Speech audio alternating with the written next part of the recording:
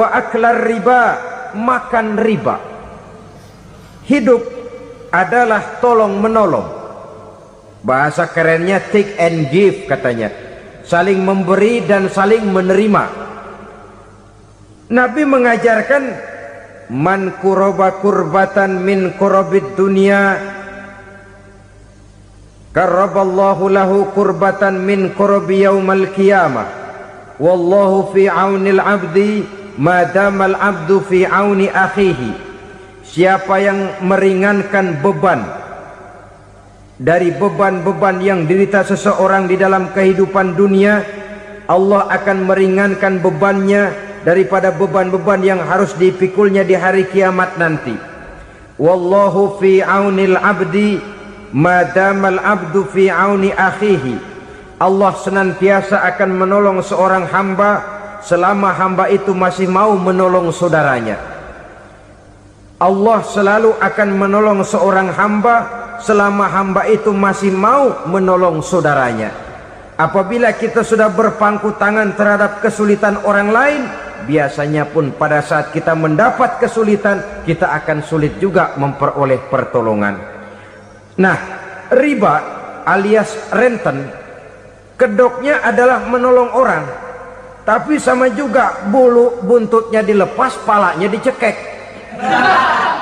Menolong orang pada akhirnya menjadi beban bagi seseorang, dan memang mencari orang-orang yang berada dalam posisi kesulitan. Biasanya di daerah-daerah di mana musim paceklik jadi lapangan kerja sulit, sedangkan urusan perut tidak bisa ditunda, akhirnya orang terjebak ke dalam rentenir, ke dalam riba, ke dalam renten. Bunga berbunga, sehingga satu saat jumlah bunganya bisa lebih besar dari jumlah pinjaman pokoknya. Kemudian kalau juga ternyata tidak bisa dibayar, rumah jadi taruhan. Memang rumah satu-satunya, begitu rumah ditarik mulain camping. Bukankah pada akhirnya akan mewariskan kesengsaraan? Oleh karena itu, kepada kita berusahalah jangan berhubungan dengan rentenir, jangan makan renten dan riba. Kepada mereka yang melaksanakan riba, walaupun mendatangkan keuntungan materi, tapi percayalah harta yang didapat dengan jalan riba tidak akan membawa keberkahan. Manakala tidak membawa keberkahan, dia tidak akan mendatangkan ketenangan di dalam kehidupan kita. Oleh karenanya, memakan harta riba termasuk perbuatan yang merusak sendi-sendi kehidupan sosial, merusak kehidupan orang lain, merusak kehidupan masyarakat, tetangga, pergaulan dan sebagainya. Merusak akidah dan keimanan, merusak amal perbuatan yang sudah kita kerjakan, merusak sendi-sendi kehidupan sosial, pendek kata merusak segala hal di dalam kehidupan kita. Jauhilah olehmu 7 macam perkara yang merusak. Yang pertama, asyirku billah, menyekutukan Allah subhanahu wa ta'ala. Agama dimulai dari keyakinan, maka kehancuran agama selalu dimulai dari kehancuran keyakinan, iman atau akidah yang dimiliki oleh seseorang. Dan untuk menghancurkan nilai-nilai iman yang kita miliki ini, orang rasanya tidak akan menghantam kita dengan peluru kendali. Orang tidak akan mengirimkan nuklir ke sini.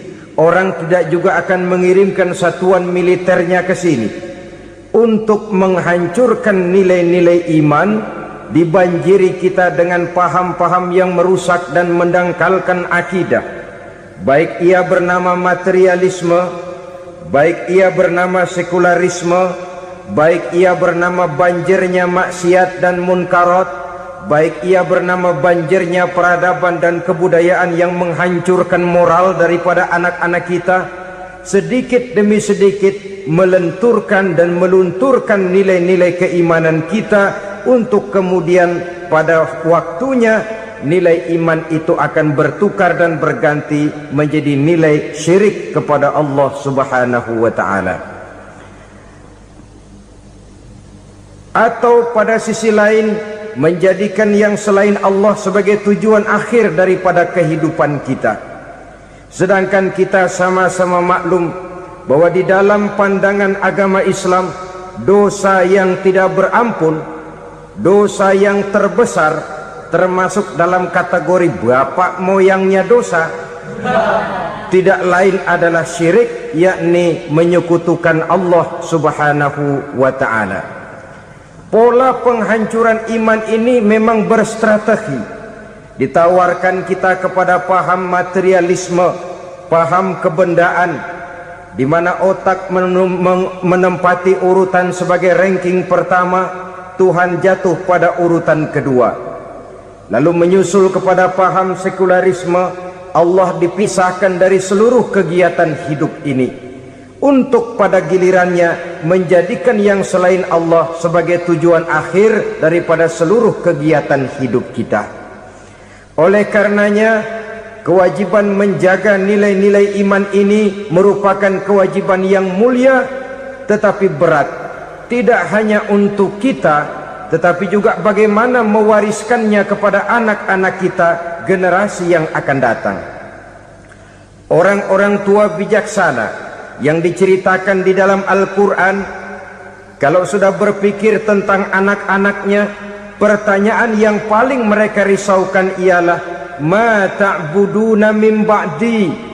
Anakku, kalau pada satu saat aku, ayahmu sudah tidak ada lagi di dunia ini, meninggalkan kamu semua, ma ta'buduna min ba'di, apa yang akan kamu sembah nak?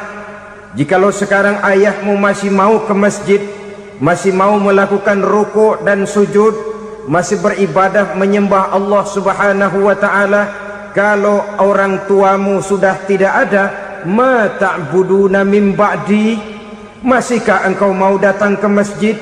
Masihkah engkau mau rukuk dan sujud? Masihkah engkau mau menyembah Allah Subhanahu wa ta'ala? Pertanyaan ini yang dipikirkan oleh Nabi Yakub kepada putra-putranya. Pertanyaan ini yang diteruskan oleh Nabi Ibrahim kepada anak-anaknya. Pertanyaan ini yang diwariskan oleh generasi ulama salafus saleh kepada para generasi berikutnya. Bagaimana kita generasi sekarang?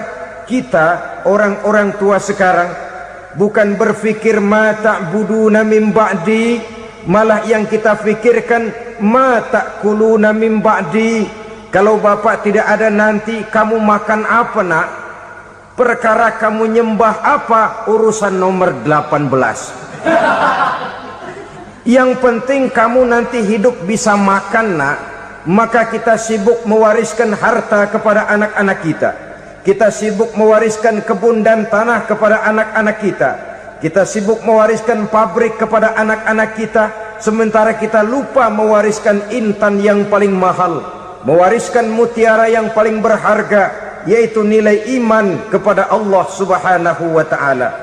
Alangkah baiknya apabila warisan harta, warisan tanah dan kebun, warisan rumah dan pabrik didasari lebih dahulu dengan mewariskan nilai iman kepada Allah Subhanahu wa ta'ala. Sebagai orang-orang tua, kita boleh bersedih kalau anak kita tidak mengerti komputer. Kita boleh bersedih kalau anak kita tidak mengerti matematika. Kita boleh bersedih kalau anak kita tidak mengerti bahasa Inggris.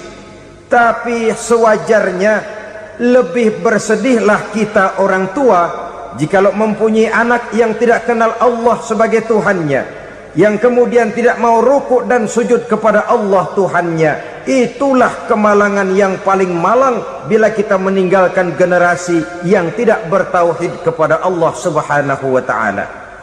Betapapun anak kita tidak ngerti komputer, saudara, paling-paling kerugiannya cuma kerugian dunia. Masuk dia ke alam barzakh, munkar nakir tidak akan sempat tanya kau belajar komputer apa tidak.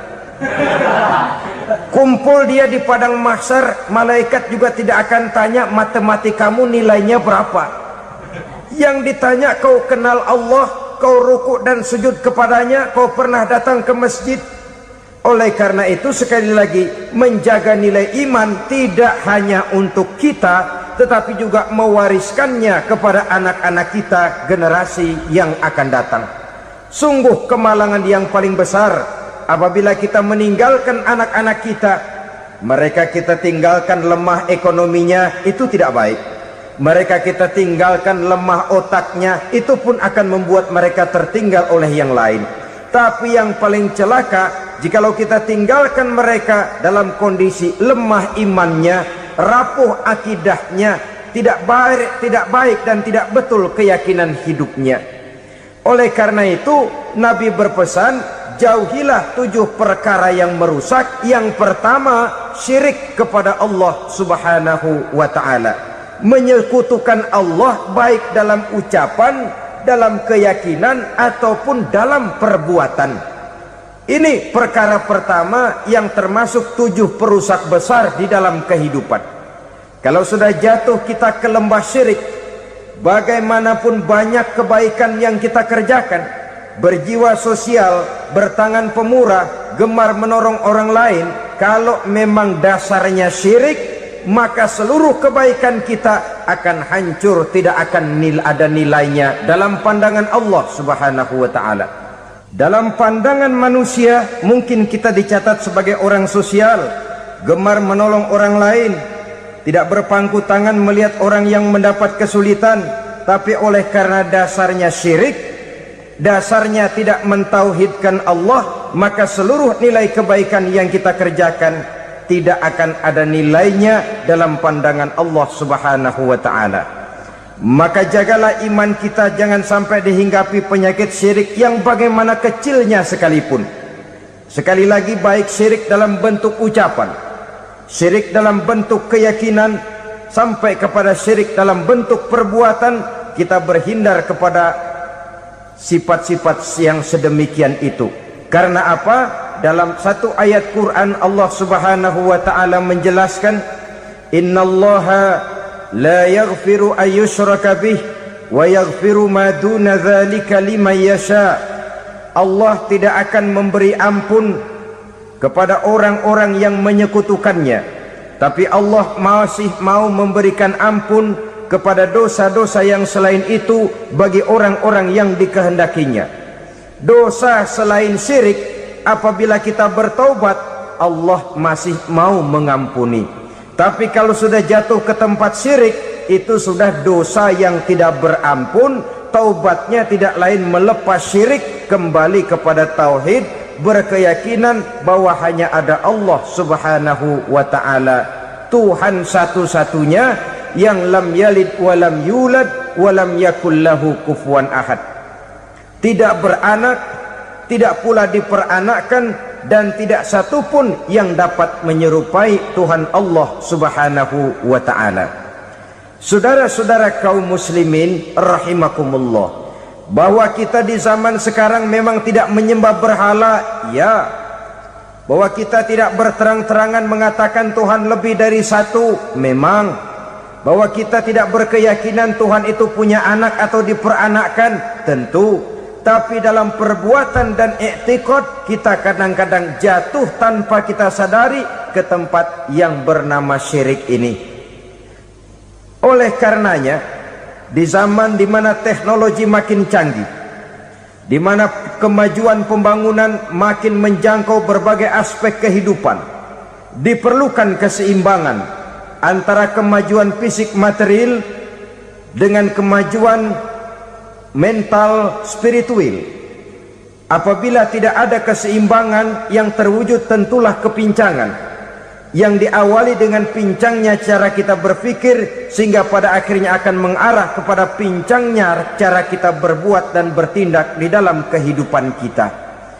Oleh karena itu Nabi berpesan, jauhilah sifat syirik, karena syirik merupakan dosa yang teramat besar. Ini sifat merusak yang pertama. Yang kedua, kata Nabi, wasihra, jauhilah sihir.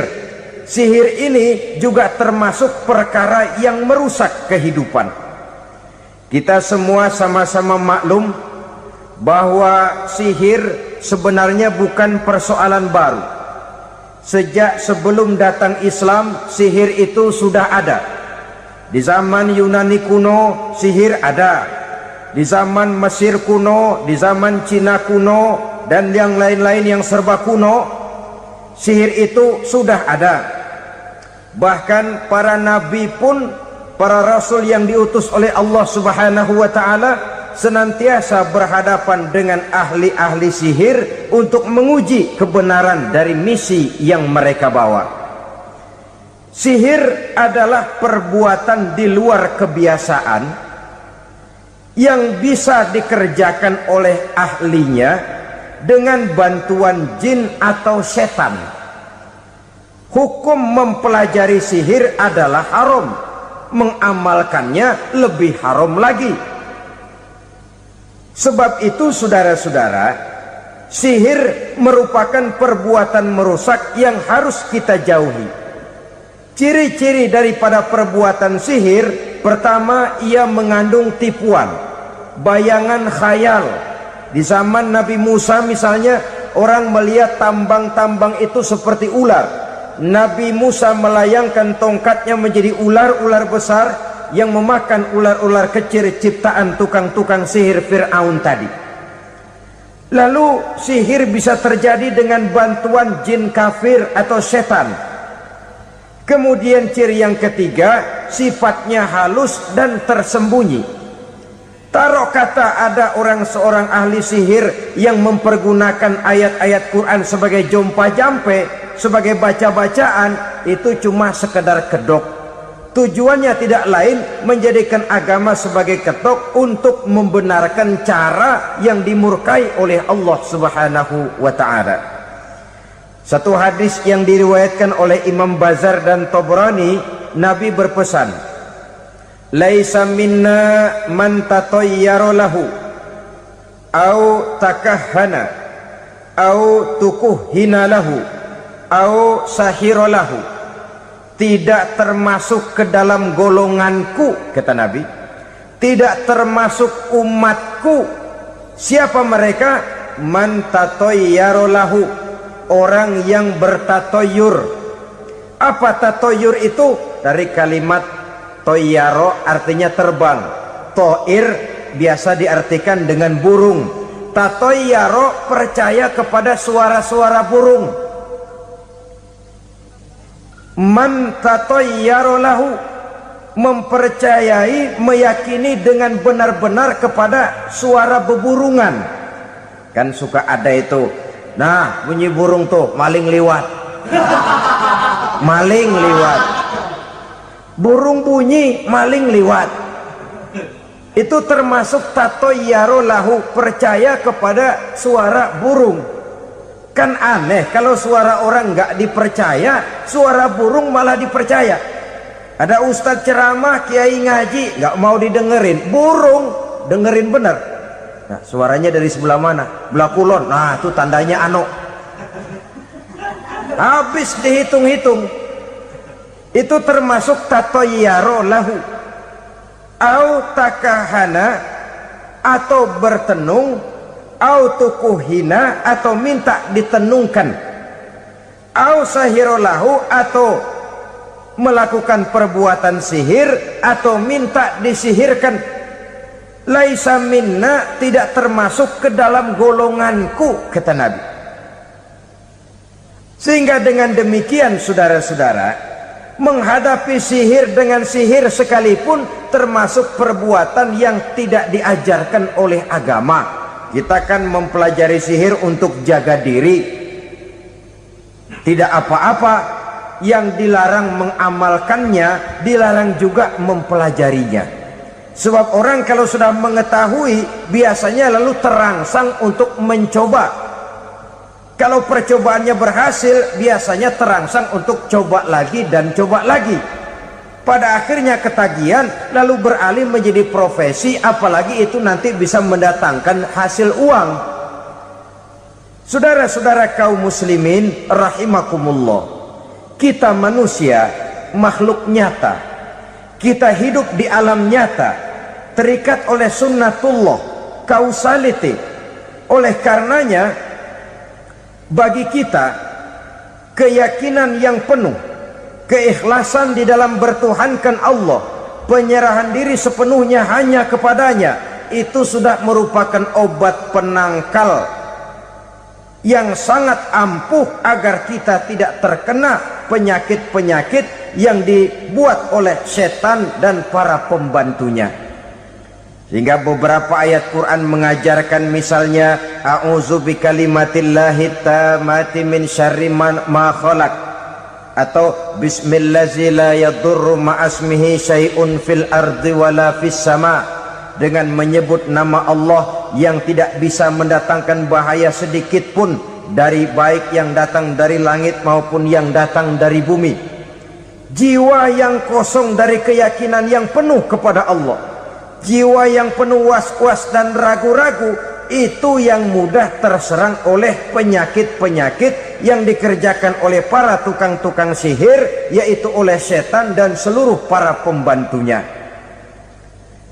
Kemudian hadis kedua yang diriwayatkan oleh Imam Ibnu Hibban, Nabi bersabda, la yadkhulul jannata mudminu khamrin wala mu'minu bisihrin wala qati'u rahmin. Tidak masuk surga. Ini Nabi yang bilang, tidak masuk surga. Siapa itu? Pertama, mudminu khamrin, orang yang berkekalan dalam mabuk.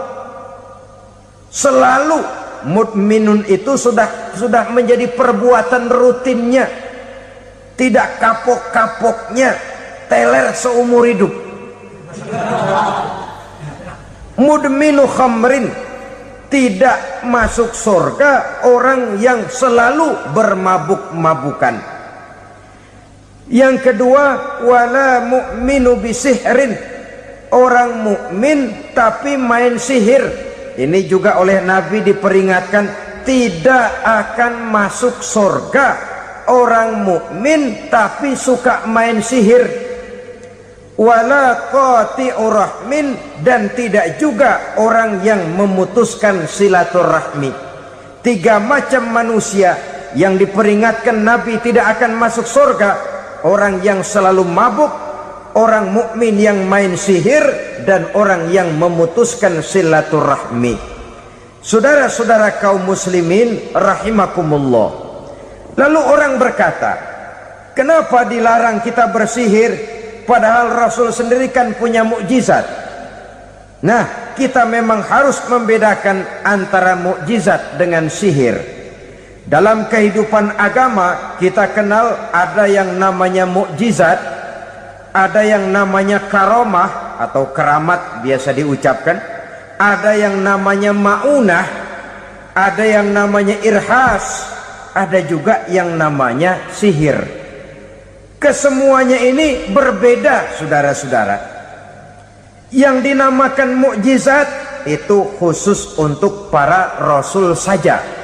Satu kejadian luar biasa yang terjadi dilakukan oleh Rasul atas izin dari Allah Subhanahu wa ta'ala. Perbedaannya dengan sihir jelas. Sihir dari setan, mukjizat dari Allah. Sihir bisa dipelajari, mukjizat tidak. Sihir umumnya untuk maksud-maksud yang tidak baik, sedangkan mukjizat untuk memperkuat kebenaran yang disampaikan oleh para rasul dan ditentang oleh umatnya. Bahkan kafir Quraisy dahulu menganggap orang-orang ahli sihir itu berada dalam satu posisi yang hina, sehingga mereka mengatakan dan menuduh Nabi Muhammad sebagai tukang sihir. Tuduhan sebagai tukang sihir adalah tuduhan yang sangat aib dan hina. Di tengah masyarakat kufar jahiliyah, kedudukan tukang sihir dipandang sebagai kedudukan yang hina, sehingga mereka mengejek Nabi dengan sebutan tukang sihir. Jadi mukjizat hanya untuk Rasul saja. Kemudian karomah. Karomah ini asal kata dari karoma. kehormatan, kemuliaan yang diberikan Allah kepada hamba-hambanya yang rajin mendekatkan diri kepadanya. Oleh karena ketekunannya melaksanakan ibadah, Allah memberikan keistimewaan kepada orang itu yang dengan keistimewaannya dia bisa mengerjakan yang tidak bisa dikerjakan oleh orang lain. Karomah hanya bisa dicapai dengan prestasi ibadah. Kalau sihir mau ibadah apa enggak, asal dia belajar, bersatu dan berteman dengan setan, memenuhi persyaratan-persyaratan setan, biasanya lalu bisa. Sedangkan karomah tidak mungkin terwujud tanpa orang mendekatkan diri sedekat-dekatnya kepada Allah Subhanahu wa ta'ala. Maka kita lihat biasanya orang-orang yang punya ilmu sihir, mukanya rata-rata nggak enak dilihat. Kumuh, jauh dari air wudhu, jauh dari sujud kepada Allah, malah berteman dengan setan, menjadi pelayan-pelayannya setan. Saudara-saudara, adapun maunah, keistimewaan yang diberikan Allah kepada hamba-hambanya yang belum sampai kepada tingkat wali, tapi orang itu lebih banyak kebaikannya daripada kesalahannya. Umpamanya, saudara jalan bertiga, di pinggir jalan, saudara ada pada posisi di tengah, lalu bertiga ini ketabrak mobil. Menurut perhitungan saudara mati lebih dahulu, tapi terjadi hal yang aneh, dua teman saudara mati, saudara malah cuma luka dan lecet sedikit saja. Apa itu? Kalau kita lebih banyak kebaikannya daripada kesalahannya, itu yang dinamakan maunah, pertolongan yang diberikan Allah kepada hamba-hambanya yang lebih banyak kebaikannya daripada kesalahannya. Sedangkan yang dinamakan irhas, kejadian luar biasa pada diri seseorang pada waktu dia masih kecil, yang menunjukkan tanda-tanda keistimewaannya. Itu umumnya pada para nabi pada usia kecilnya sudah ada irhas, tanda-tanda istimewa. Jelas baik mukjizat, karomah, maunah maupun irhas berbeda dengan sihir. Sihir ini jelas saja merupakan bantuan dan persekutuan antara manusia dengan setan. Padahal setan, kata Allah dalam Al-Quran, innahu lakum aduwwum mubin, sesungguhnya setan bagi kamu adalah musuh yang sangat jelas. Saudara-saudara kaum muslimin rahimakumullah, di zaman sekarang dalam menghadapi beban kehidupan yang makin pelik, menghadapi stres yang tidak kunjung selesai, menghadapi persoalan-persoalan yang teramat berat, orang sering mencari jalan keluar kepada hal-hal yang menurut pendapatnya bisa meringankan beban moralnya itu. Pergilah dia mencari sesuatu yang dapat meringankan bebannya, dan tidak jarang yang jatuh ke pangkuan tukang-tukang tenung, ke pangkuan tukang-tukang sihir, yang mereka itu oleh Quran dijelaskan kazabal munajjimun walau sodaku. Tukang-tukang tenung, tukang-tukang sihir, mereka itu bohong walaupun benar. Maksudnya bohong walaupun benar, artinya kalau yang mereka kerjakan benar, itu sih kebenaran. Benar dengan kebenaran itu lain. Kebenaran, kebetulan bisa, tapi tidak untuk selalu. Apalagi kalau itu sudah membahayakan kehidupan orang lain. Jadi oleh karena itu Nabi berpesan, jauhilah daripada sihir. Kalau sudah jauhilah dari sihir, artinya ya jauhilah daripada mempelajarinya, jauhilah daripada bergaul dengan orang-orang yang ahli di bidang itu, karena dari pergaulan segalanya bisa menular. Baiklah saudara, ini yang kedua. Yang ketiga pesan Nabi, wa qatlan nafsil lati harramallahu illa bil haq, membunuh orang lain dengan cara yang tidak benar, membunuh orang yang diharamkan oleh Allah Subhanahu wa ta'ala untuk melakukannya kecuali dengan alasan yang benar. Kita tahu Islam adalah agama damai. Sesuai dengan namanya, ia tidak dikembangkan dengan pedang dan kekerasan. Ia dikembangkan dengan keteladanan dan tuntunan moral. Oleh karena Islam bukan agama kekerasan, Islam pun tidak mementingkan dan mengajarkan kekerasan kecuali dengan alasan yang benar dan bisa dipertanggungjawabkan. Membunuh dengan sengaja, menghilangkan nyawa orang lain tanpa alasan yang bisa dibenarkan adalah merupakan dosa besar dan satu di antara 7 perkara yang bisa mendatangkan kerusakan dalam kehidupan dan yang hendaknya harus kita jauhi. Saudara-saudara kaum muslimin rahimakumullah, beberapa waktu yang lalu di sebuah kota kecil yang indah bernama New Auckland, saudara tahu New Auckland? Itu dari Gunung Kidul masih ngidul lagi. Pernah diadakan satu seminar yang membicarakan bagaimana menyelamatkan masyarakat manusia dari bahaya Perang Dunia Ketiga.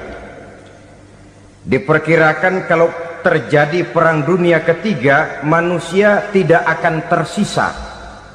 Sebab apa? Pada waktu itu cadangan nuklir yang dimiliki oleh bersama Amerika dan Rusia konon sudah sanggup memusnahkan 6 miliar manusia pada saat jumlah manusia baru 5 miliar. Jadi kelebihan nuklir dunia ini.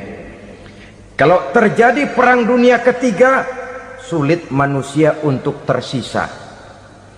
Maka dibahaslah di dalam seminar itu, wah, supaya tidak terjadi Perang Dunia Ketiga, maka perlombaan membuat senjata-senjata canggih, alat-alat pembunuh modern harus segera dibatasi. Dibahas, tidak mungkin kita membatasi perlombaan membuat senjata. Kenapa? Makin maju ilmu dan teknologi, makin canggih senjata yang ditemukan. Atom sudah meningkat menjadi nuklir, nuklir sudah meningkat menjadi neutron, dan kita tahu bom yang bernama neutron ini bom yang cukup membunuh tanpa perlu merusak. Artinya kalau dia diledakkan di kota kita ini, bangunan utuh, jembatan tidak ambruk, rumah-rumah tetap berdiri, tapi semua yang bernama hidup mati.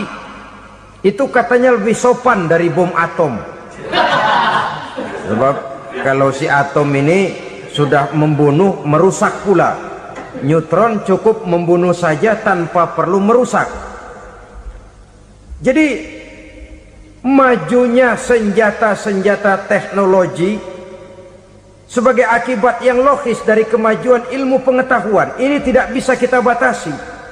Dan memang sebenarnya yang bahaya bukan senjatanya, tapi manusia yang mengendalikan senjata itu.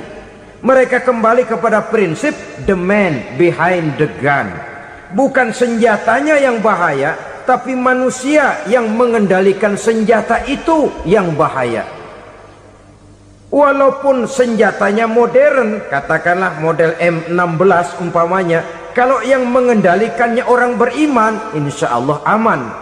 Tapi biar megang cuma senapan angin, kalau yang megang orang brutal, ngeri kita deket-deket. Apalagi kalau memang bukan ahlinya menggunakan senjata, bisa ngeker kaki kena jidat.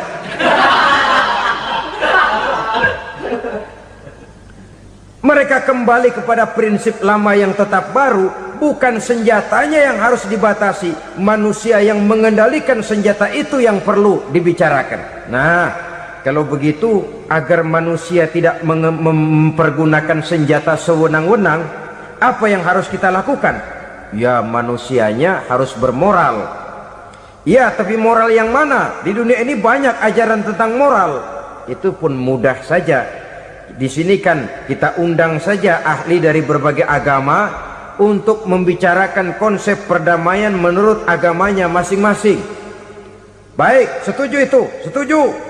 Maka tampillah para ahli agama, mereka kembali kepada prinsip moral daripada konsep yang terkandung di dalam ajaran agama untuk menegakkan perdamaian. Mula-mula naiklah ahli dari agama Hindu, dibacakan konsep perdamaian menurut ajaran agama Hindu, bahwa untuk damai manusia harus meninggalkan nafsu keduniaannya, menempuh samsara dan sebagainya untuk mencapai nirwana, menjauhi kemegahan dan kemewahan dunia. Ini lalu dibahas, rasanya juga tidak mungkin ini.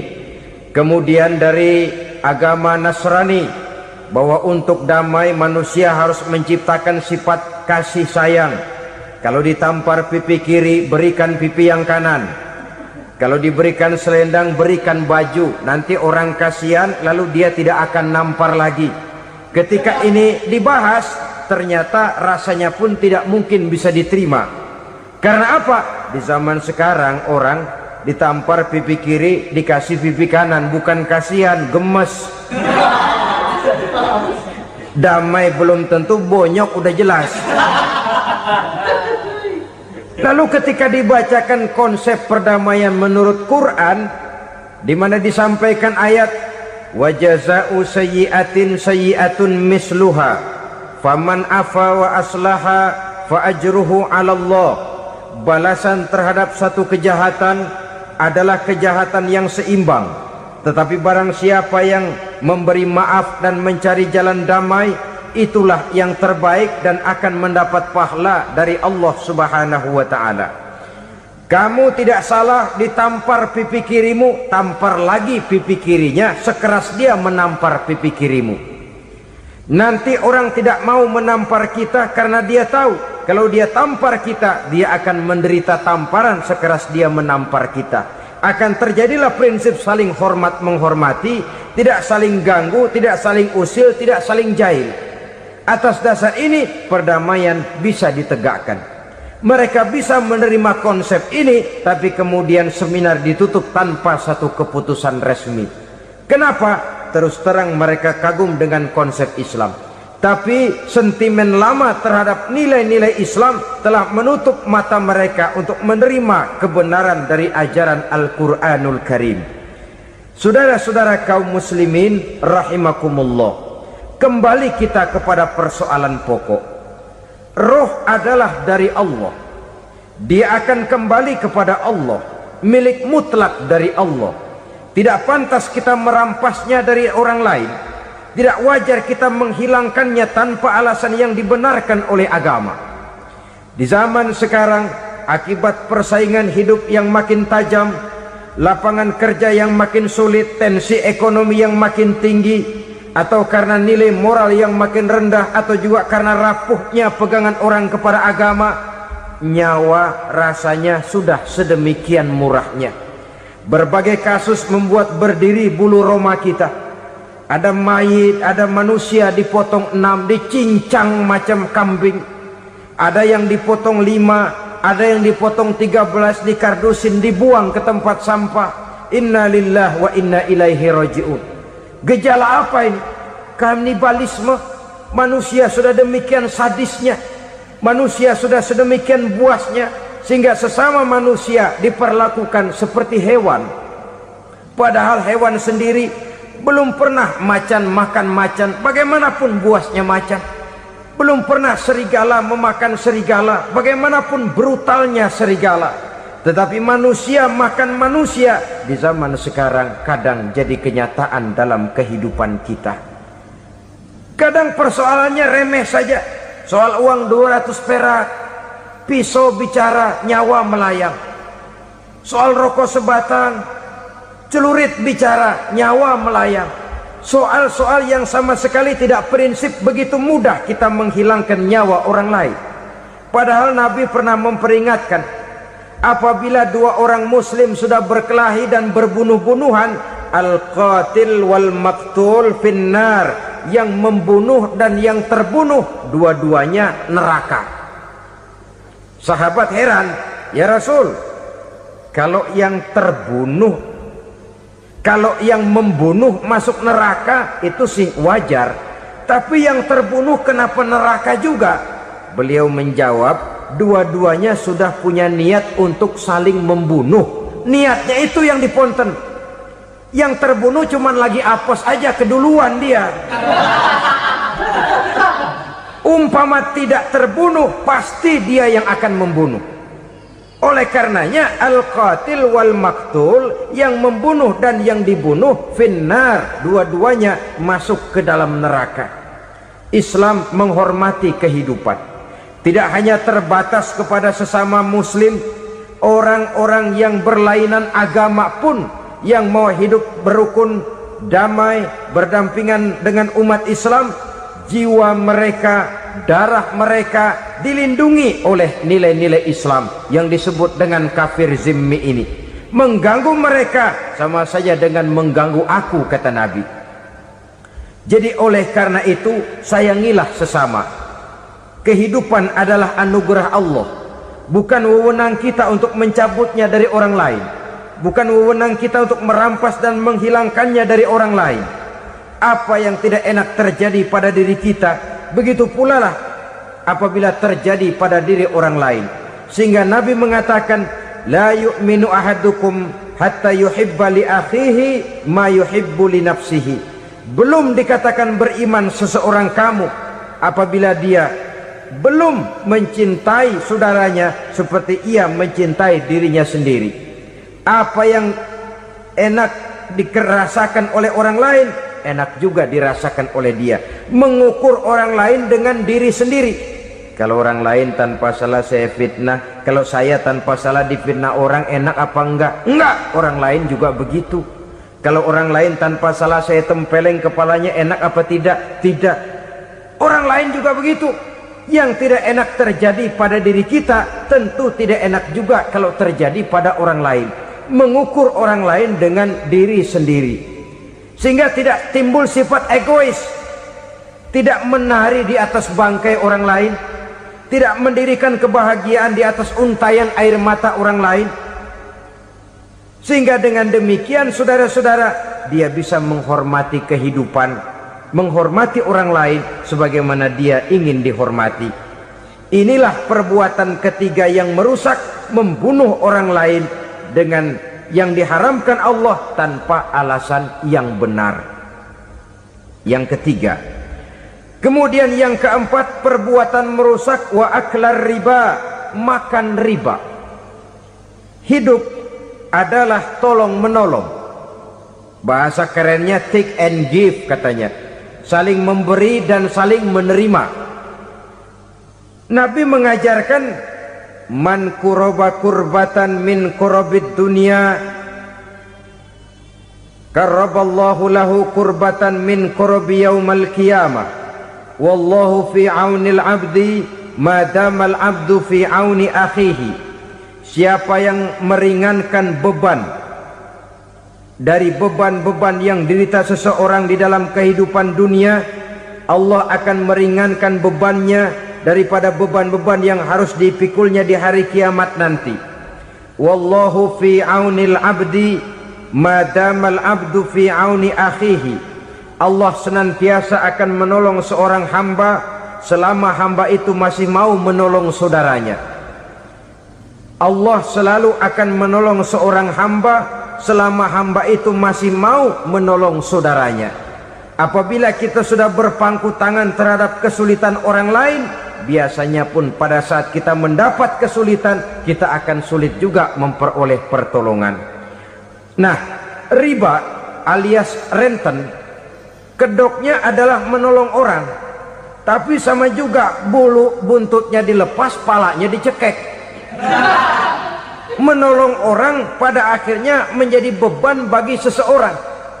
Dan memang mencari orang-orang yang berada dalam posisi kesulitan, biasanya di daerah-daerah di mana musim paceklik, jadi lapangan kerja sulit, sedangkan urusan perut tidak bisa ditunda. Akhirnya orang terjebak ke dalam rentenir.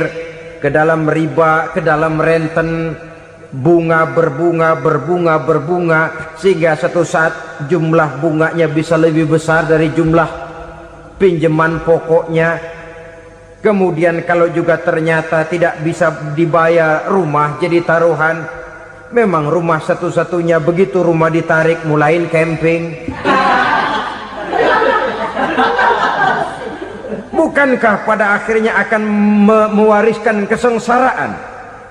Oleh karena itu, kepada kita berusahalah jangan berhubungan dengan rentenir, jangan makan renten dan riba. Kepada mereka yang melaksanakan riba, walaupun mendatangkan keuntungan materi, tapi percayalah harta yang didapat dengan jalan riba tidak akan membawa keberkahan. Manakala tidak membawa keberkahan, dia tidak akan mendatangkan ketenangan di dalam kehidupan kita. Oleh karenanya, memakan harta riba termasuk perbuatan yang merusak sendi-sendi kehidupan sosial, merusak kehidupan orang lain, merusak kehidupan masyarakat, tetangga, pergaulan dan sebagainya. Yang kelima, wa akla malil yatim, memakan harta anak yatim dengan cara yang zolim. Nih, memang lezat. Anak yatim itu nggak tahu urusan apa-apa. Kita diamanahkan untuk mengurusinya. Kadang-kadang dibentuklah panitia penyantunan yatim piatu. Yatimnya mah tetap kelaparan, panitianya yang pada gendut.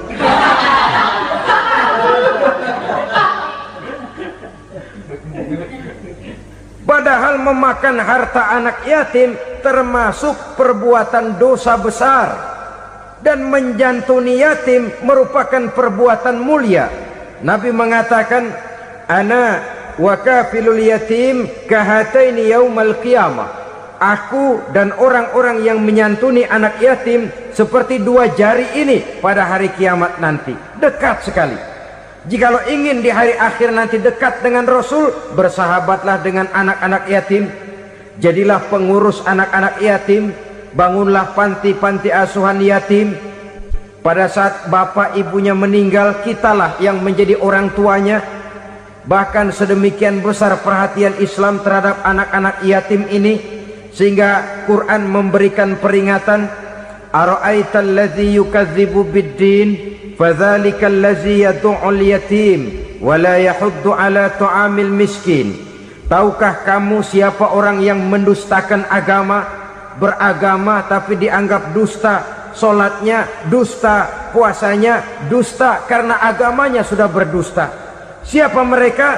Fadzalikal ladzi yad'ul yatim, orang yang menyia-nyiakan anak yatim, wala yahuddu ala ta'amil miskin, dan tidak pernah memberi makan kepada orang-orang yang menderita kemiskinan. Menyia-nyiakan, meninggalkan anak yatim termasuk perbuatan yang divonis kita sebagai orang yang mendustakan agama. Saudara-saudara kaum muslimin rahimakumullah, maka sangat dicela mengeksploitir anak-anak yatim, menjadikan mereka sebagai kedok untuk mencari kekayaan pribadi. Tetapi jikalau ikhlas, ganjarannya sangat besar, nilai pahalanya sangat besar. Menyantuni yatim tidak hanya setahun sekali.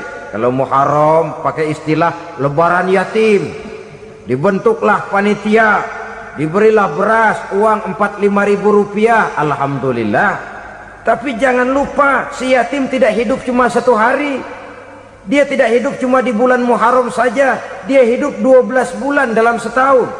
Sebagaimana anak-anak yang lain, dia juga berhak punya masa depan.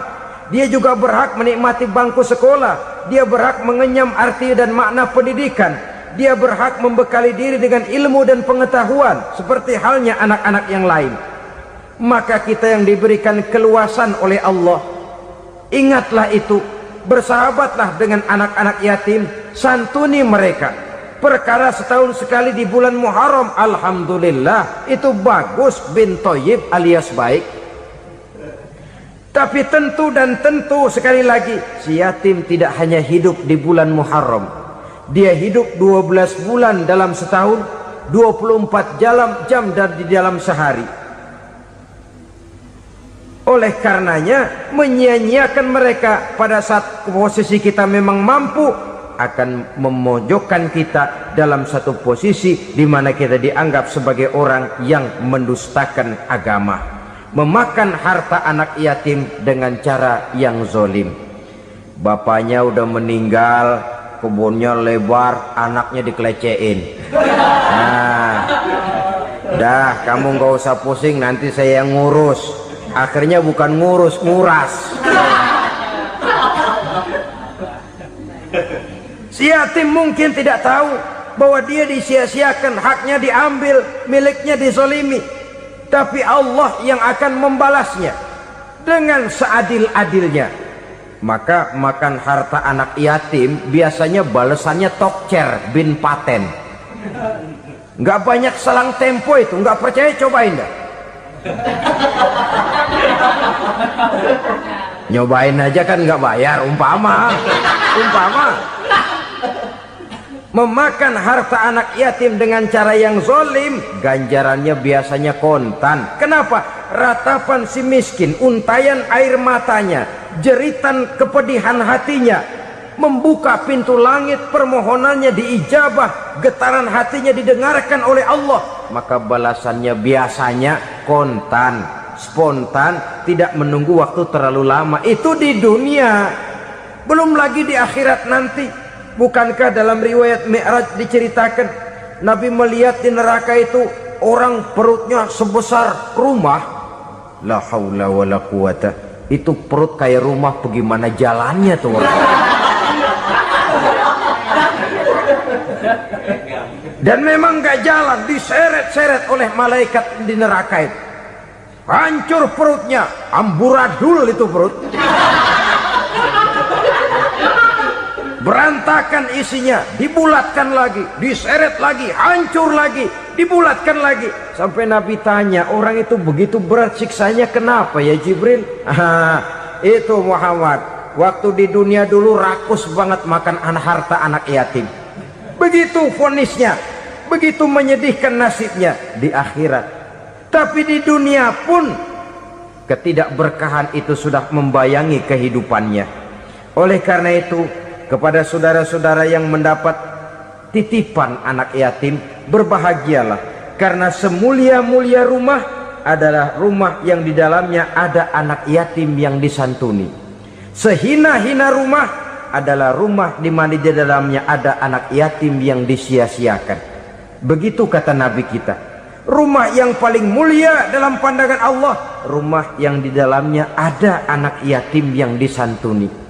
Rumah yang paling hina dalam pandangan Allah, rumah yang di dalamnya ada anak yatim yang nasibnya disia-siakan. Berbahagialah saudara apabila menjadi penyantun anak-anak yatim, pelindung mereka, sehingga mereka mempunyai masa depan sebagaimana anak-anak lainnya. Rasulullah sendiri sedemikian peka terhadap keadaan anak-anak yatim karena beliau sendiri memang mengalami. Umur 6 bulan dalam kandungan ibu, beliau sudah ditinggalkan oleh ayahnya. Pada saat berusia 6 tahun, ibu sudah meninggal. Yatim piatu dalam usia di mana beliau sedang perlu belas kasih seorang ibu dan pengertian seorang bapak. Kepekaan itu lalu timbul, bahkan kemudian sampai kepada beliau berkata, aku dan orang yang menyantuni anak yatim seperti jari tengah dan jari telunjuk di hari akhirat nanti. Sedemikian dekatnya. Baiklah ya, jadi yang kelima, memakan harta anak yatim. Jauhi, karena ini perbuatan yang merusak. Yang keenam, watawalli yaumaz zahfi, melarikan diri pada hari pertempuran. Apa ini? Khianat, tidak konsekuen dengan konsep perjuangan. Pada mulanya keras benar teriak berantas korupsi, ganyang korupsi, cuma karena belum dapat giliran. Begitu dia naik dapat kesempatan, korupsinya lebih edan dari yang diteriakinya. Ini termasuk tawalli yaumaz zahfi, berpaling pada hari peperangan. Di saat menghadapi musuh, kalau belum kelihatan musuh, teriaknya nyaring bener, jangan takut demi kebenaran sampai titik darah yang paling penghabisan. Musuh belum kelihatan. Begitu musuh sudah kelihatan, paling dulu lari ke belakang.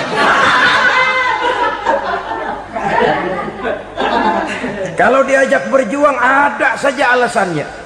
Sehingga Quran memberikan peringatan kepada kita semua. Mengapa kamu ini berat? Kalau sudah diajak berjuang di jalan Allah, kakimu seperti terhunjam berakar di perut bumi. Berat untuk melangkah berjuang. Lari dari pertempuran tidak konsekuen dengan konsepsi perjuangan. Mau enaknya saja dalam kondisi yang sulit lalu berpangku tangan. Ini termasuk ciri munafik yang di dalam Al-Quran disindir dengan bahasa kullama adha'a lahum masyaufi wa iza azlama alaihim qamu. Waktu terang mereka jalan, giliran gelap mereka mandek. Artinya, maksudnya, kalau giliran ada untungnya aja rame-rame teriak Islam, tapi begitu diminta berjuang, dituntut berkorban, rame-rame mundur. Waktu dilihat di Islam ada untungnya, rame-rame teriak Islam. Pak, saya Islam banget, Pak. KTP saya Islam, Pak. Pokoknya Islam banget dah. Tapi ketika diminta berjuang, dituntut sedikit berkorban, rame-rame mengundurkan diri. Tahun 65 PKI berontak. Waduh, waktu itu jadi orang Islam untung itu. Nggak dikejar-kejar, aman. Masjid rame, mobil-mobil mewah parkir di depan musola dan masjid. Kenapa? Waktu itu asal udah ke masjid aman. Islam selamat, untung. Tapi begitu keadaan aman, yang parkir di musola sepeda butut melulu.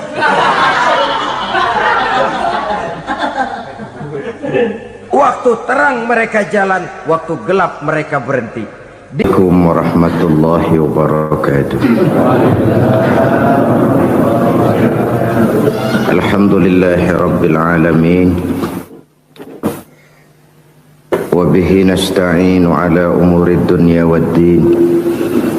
Salatu wassalamu ala ashrafil anbiya wal mursalin Sayyidina wa maulana Muhammadin wa ala alihi wa sahbihi ajma'in, amma ba'du.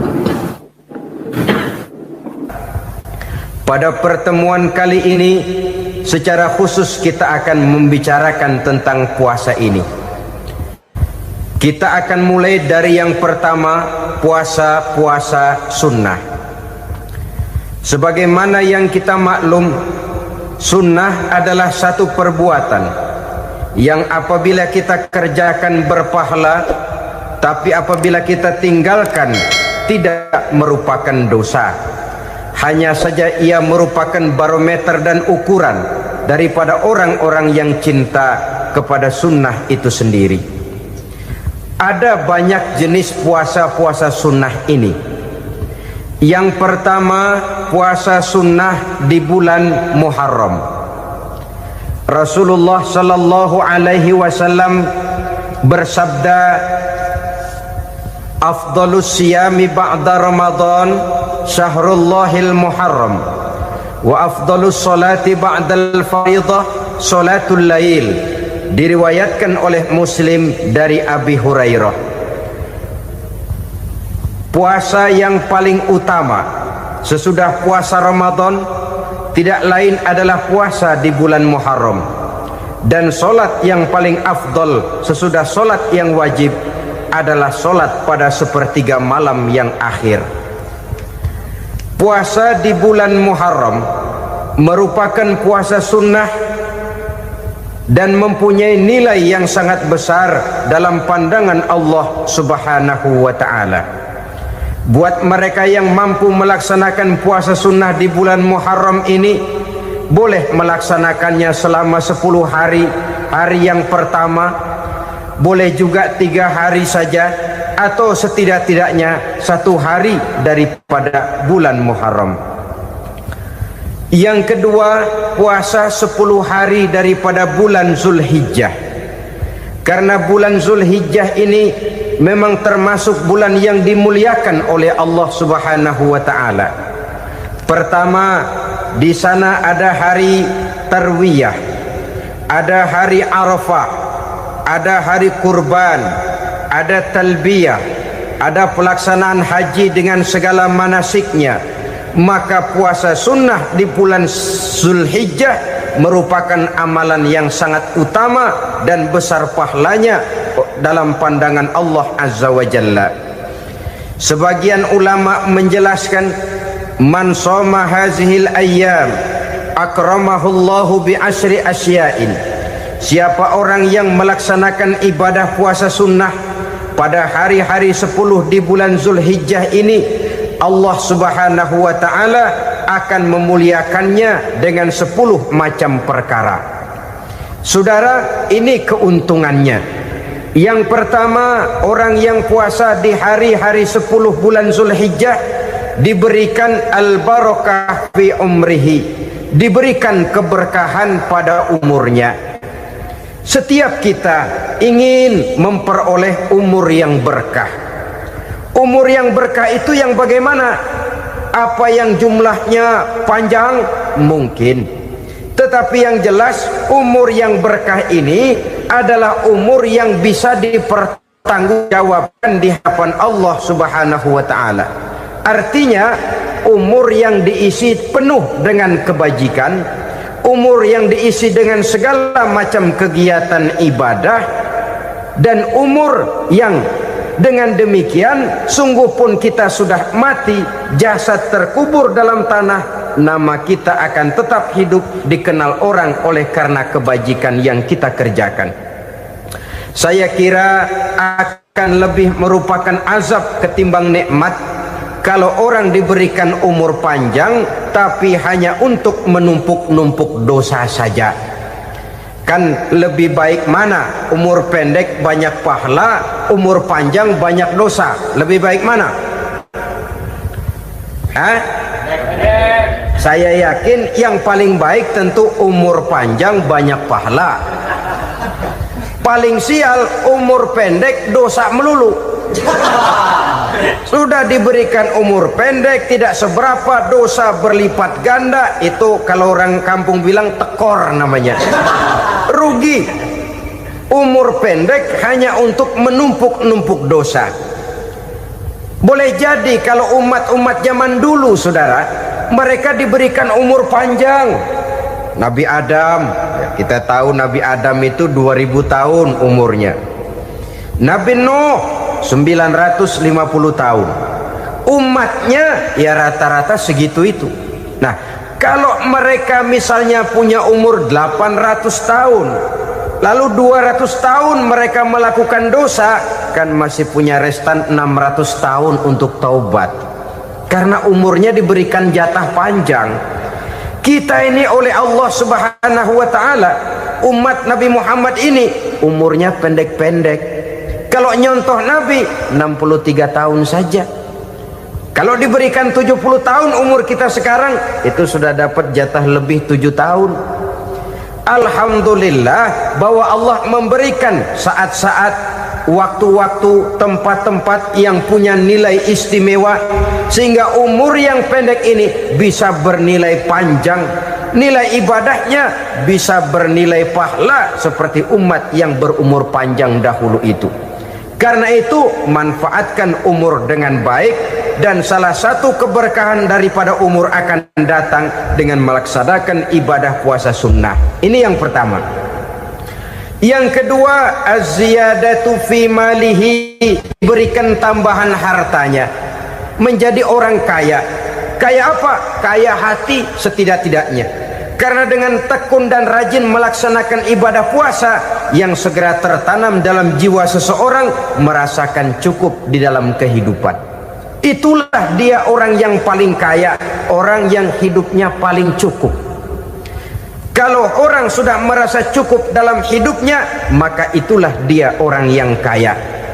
Saudara-saudara kaum muslimin rahimakumullah, puasa sunnah memberikan tambahan harta, usahanya berkembang, dengan demikian membawa keberkahan, hartanya makin bertambah, akan menunjang ibadahnya kepada Allah, lebih memantapkan dan membawa ketenangan dalam hidupnya. Itu termasuk berkahnya melaksanakan puasa sunnah itu. Yang ketiga, al-hifzu fi iyalihi, diberikan penjagaan, perlindungan terhadap keluarganya, anaknya sehat, sanak famili dan handai tolannya terjaga dan terpelihara dari segala malapetaka, dari segala mara bahaya, kesehatannya terjamin dan terpelihara. Itu sudah merupakan modal yang sangat besar di dalam kita mengarungi kehidupan.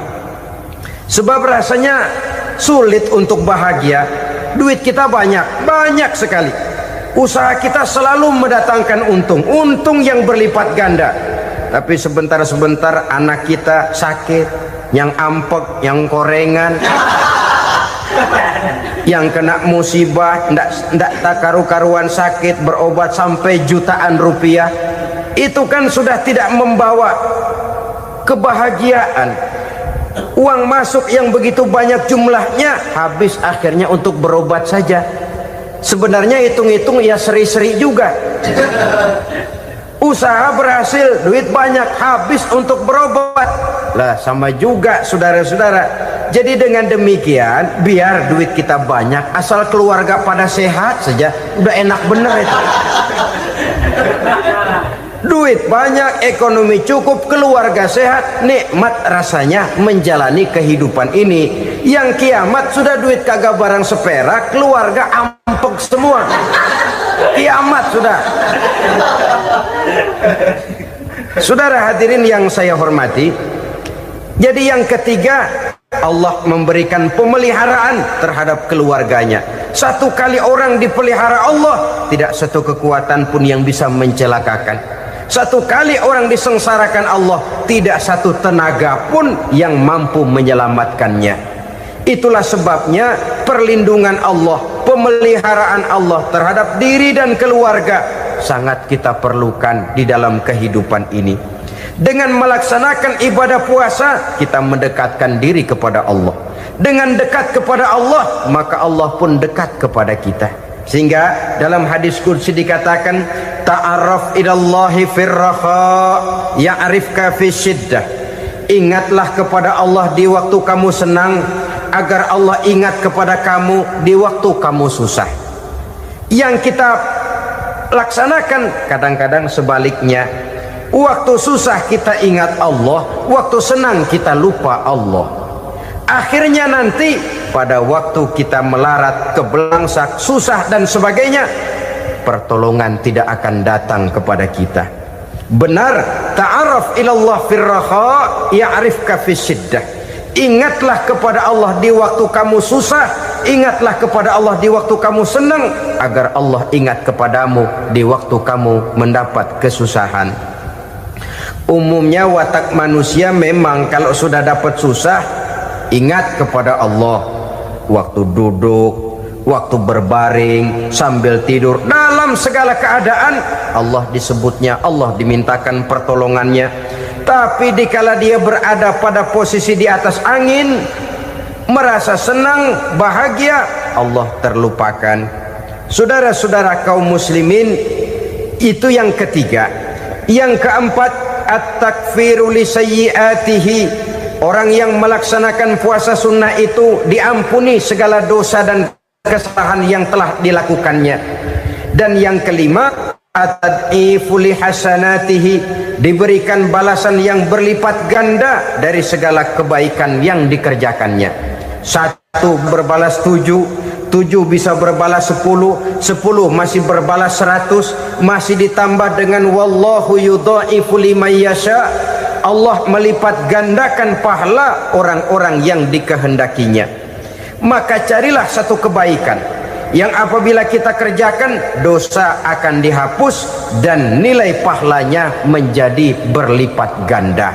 Satu kali kita bekerja, 2-3 pulau bisa kita raih dan kita jangkau. Yang keenam, orang yang melaksanakan puasa sunnah di bulan Zulhijjah at-tashil li sakarati mautihi, diberikan kemudahan pada saat menghadapi sakaratul maut. Maut a mysterious problem. Dia adalah pintu yang setiap orang pasti akan memasukinya.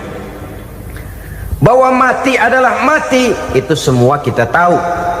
Tapi hakikat orang pada saat menghadapi mati itu kan berbeda-beda.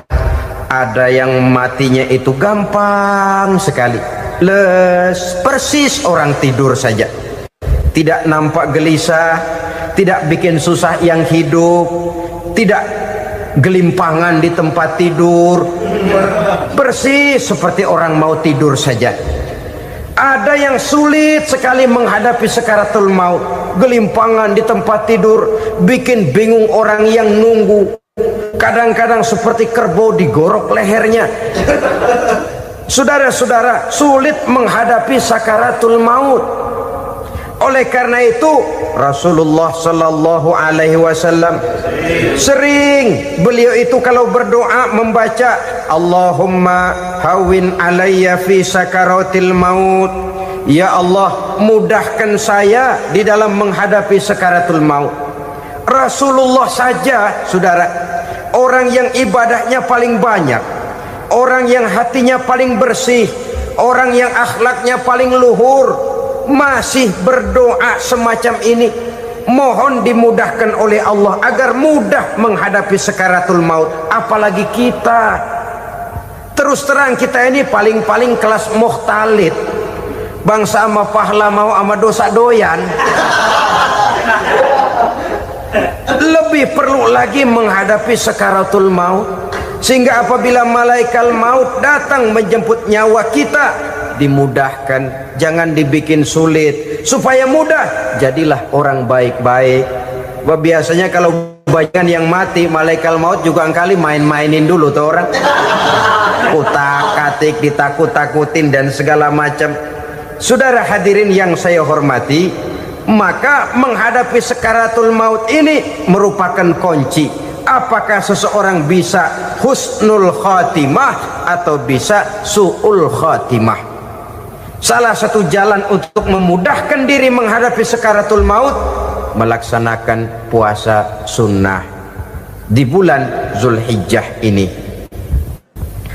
Yang ketujuh, ad-diya'u li zulumati qabrihi, diberikan terang di alam kuburnya. Kubur, saudara tahu, saudara tentu sering lihat orang dimasukkan ke liang lahat, ditutup dengan papan, dinding ari kata kita di kampung, lalu diuruk lagi dengan tanah. Dalamnya liang lahat, gelapnya liang lahat, gelapnya diuruk dengan tanah, gelapnya di dalam kubur, tiga gelap yang menjadi satu. Bapak moyangnya gelap.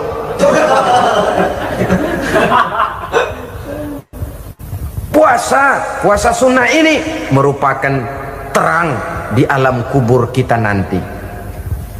Yang kedelapan, at-tasqil limizanihi, diberikan keringanan pada timbangan di hari akhirat nanti. Bahwa setelah dibangkitkan dari kubur, setiap kita akan menghadapi perhitungan, akan ditimbang segala macam kebaikan dan segala macam kejahatan yang pernah kita lakukan di dalam kehidupan. Orang yang melaksanakan ibadah puasa sunnah, at-tasqilu limizanihi, diberikan keringanan timbangan hari akhiratnya nanti. Yang kesembilan, an-najah minal bala, diberikan keselamatan dari segala macam bencana. Dan yang ke-10, as-su'ud ala darajatihi, diberikan ketinggian, naik derajatnya, derajat di dunia, lebih-lebih lagi derajat di akhirat nanti. Ini keutamaan yang diberikan Allah Subhanahu wa ta'ala kepada mereka yang melaksanakan ibadah puasa 10 hari di bulan Zulhijjah menurut penjelasan sebagian dari para ulama kita. Jadi setelah puasa Muharram ada lagi puasa Zulhijjah. Kemudian puasa sunnah yang ketiga, puasa sunnah pada hari Senin dan hari Kamis. Apa sumber hukumnya? Diriwayatkan oleh Imam Muslim dari Abi Qatadah, Rasulullah Shallallahu Alaihi Wasallam ditanya tentang puasa pada hari Senin. Kenapa Rasul melakukan itu? Beliau menjawab, zalika yaumu wulidtu fihi wa yaumu bu'istu au unzila alayya fihi. Hari Senin itu adalah hari di mana aku dilahirkan dan hari di mana aku dibangkitkan. Wahyu pertama turun kepadaku pun pada hari itu. Maka sunnah melaksanakan puasa pada hari itu.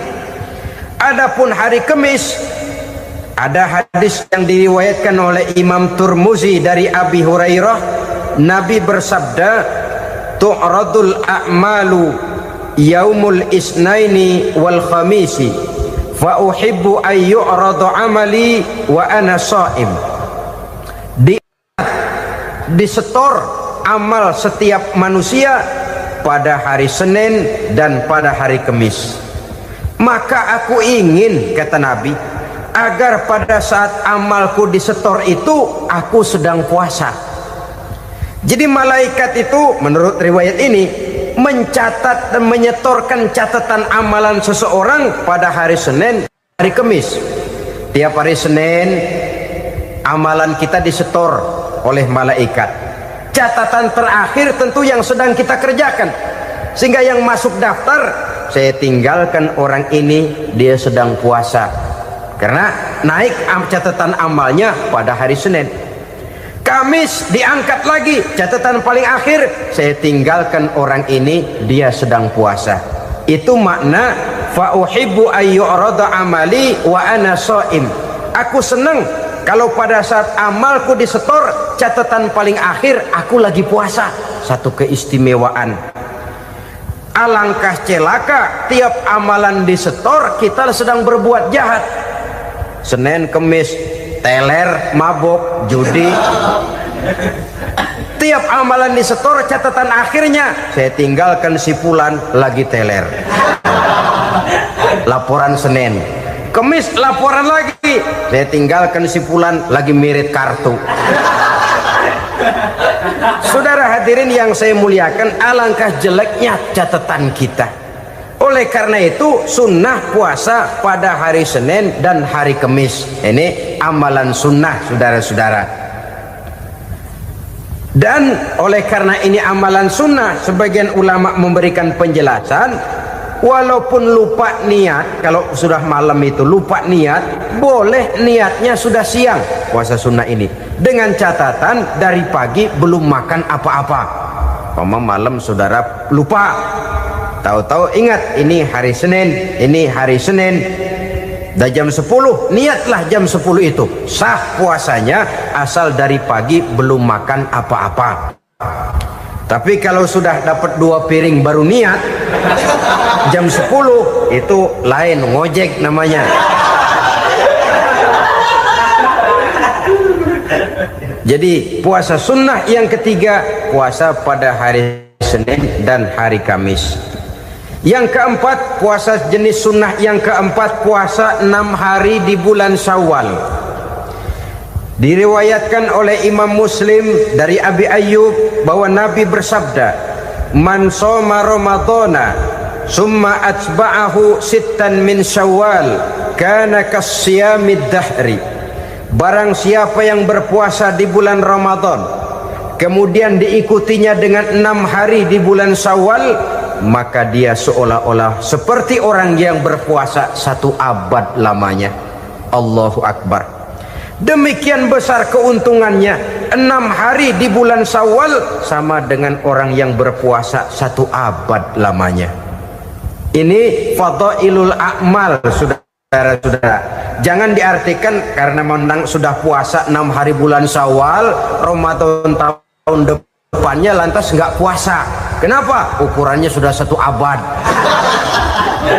Bukan itu pengertiannya. Ini mendorong orang memberikan ganjaran pahala yang sedemikian besar. 6 hari setelah Ramadan, artinya di bulan Syawal. Tidak pada hari pertama Syawal karena haram hukumnya berpuasa pada hari fitri itu. 6 hari di bulan Syawal. Tinggal lihat yang mampunya saja. Boleh berurutan, boleh tidak berselang-seling, boleh, asal saja jumlahnya 6 hari selama masih bulan Syawal itu. Hari ini 3 hari lagi, 4 hari lagi, diselang-seling atau berurutan, itu juga lebih baik. Puasa sunnah 6 hari daripada bulan Syawal. Kemudian yang kelima, puasa sunnah 3 hari pada setiap bulan. 3 hari pada setiap bulan. Diriwayatkan oleh Imam Bukhari dan Muslim dari Abi Hurairah. Abi Hurairah bercerita, "Ausani khalili sallallahu alaihi wasallam bisalasin." Kekasih saya Rasulullah berwasiat kepada saya, memesankan benar-benar kepada saya untuk melaksanakan 3 amalan yang terpuji. Pertama, siyamu salasati ayyamin min kulli syahrin. Puasa 3 hari dalam setiap bulan. Ini wasiat yang pertama. 3 hari pada setiap bulan. Tidak peduli bulan apa saja. Dalam artian ya bulan menurut perhitungan Islam ya. Muharram, Safar, Rabiul Awal, Rabiul Tsani, Jumadal Ula, Jumadil Akhir, Rajab, Sya'ban, Ramadan, Syawal, Zulqa'dah, Zulhijjah dan selanjutnya. 3 hari pada setiap bulan. Tanggalnya tanggal berapa saja. Lebih utama pada yang disebut Yaumul Bid, yaitu hari-hari di mana bulan menunjukkan purnama. Tanggal 13, tanggal 14 dan tanggal 15 pada setiap bulannya itu disunahkan melaksanakan puasa. Itu wasiat pertama, puasa 3 hari pada setiap bulan. Wasiat yang kedua, waraqatai duha, melaksanakan sholat duha sekurang-kurangnya 2 rakaat. Itu wasiat yang dipesankan benar kepada saya, kata Abi Hurairah. Pertama, puasa 3 hari pada setiap bulan. Yang kedua, usahakan jangan meninggalkan 2 rakaat minimal daripada sembahyang duha. Kita tahu sembahyang duha itu sembahyang sunnah di waktu pagi seketika matahari naik sepenggalahan. Sekurang-kurangnya 2 rakaat, sebanyak-banyaknya 8 rakaat. Di antara fadilah atau keutamaan daripada sholat duha ini yaitu menyangkut masalah rezeki dan usaha. Kemudian wasiat yang ketiga, wa an utira qabla an anama. Beliau sangat berwasiat kepada saya untuk sholat witir sebelum tidur. Artinya sholat malam sebagai amalan sunnah di dalam kehidupan kita. Jadi saudara-saudara, dalam hidup ini kita akan selalu berbentur dengan keperluan. Kalau pada satu saat kita sudah sampai kepada tahap berpikir ini keperluan saya, tentu hal-hal semacam ini akan kita kerjakan. Kita belum tergerak melaksanakan ini semua oleh karena barangkali kita merasa belum memerlukannya. Karena itu marilah kita berusaha di samping melaksanakan puasa yang wajib juga melaksanakan puasa yang sunnah di dalam kehidupan kita. Ini jenis puasa-puasa yang sunnah. Kemudian yang kedua, ada macam puasa yang disebut puasa nazar. Hukum pelaksanaannya wajib apabila nazarnya sudah terwujud. Puasa nazar, puasa yang dikaitkan dengan suatu persoalan. Umpamanya, kalau saya lulus ujian, saya akan puasa 1 minggu lamanya. Begitu ujiannya ternyata lulus, dia wajib bayar nazarnya. Puasa 7 hari, tidak lagi sunnah tapi wajib karena dia nazarkan. Asal saja tidak sah nazar kepada yang makruh apalagi kepada yang haram. Umpamanya nazar kalau tembus 6 nomor mau puasa 3 hari. Itu nazar semacam itu bukan saja tidak sah tapi haram hukumnya. Tidak boleh nazar kepada yang makruh, apalagi kepada yang haram. Jadi apabila maksud yang sudah kita niatkan tercapai, wajiblah nazar itu dibayar, yaitu kalau nazarnya sunnah, melaksanakan ibadah puasa.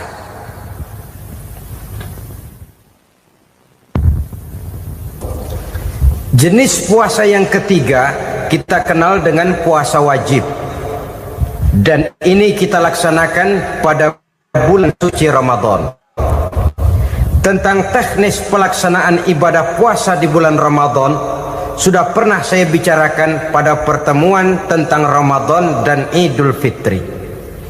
Pada kesempatan ini saya hanya ingin mengajak bahwa di dalam melaksanakan ibadah puasa Ramadan ini, marilah kita mengadakan evaluasi. Kenapa demikian? Barangkali secara jujur, walaupun agak berat, saya masih harus berkata, masih banyak di antara kita umat Islam yang di dalam melaksanakan suatu ibadah terjebak dalam rutinitas ritual. Apa itu rutinitas ritual? Itu bahasa susah. Berhubung saya tidak ingin bicara yang susah-susah, kita bicara yang mudah-mudah saja. Maksud saya, banyak di antara kita umat Islam yang di dalam melaksanakan suatu ibadah itu hanya dengan prinsip asal sekadar gugur kewajiban saja. Akibatnya, sampai sejauh mana ibadah itu berhasil membentuk kepribadian diri kita, kita jarang mengadakan evaluasi dan penilaian. Sholat yang penting gugur kewajiban, puasa yang penting sudah gugur kewajiban, haji yang penting sudah gugur kewajiban. Maka jangan heran kalau itu yang jadi prinsip, ibadah lantas tidak punya dampak dalam membentuk kepribadian diri. Banyak orang yang rajin sholat tapi munkarnya jalan terus, sampai kadang-kadang kita bingung, yang sembahyang dia, yang nyolong dia.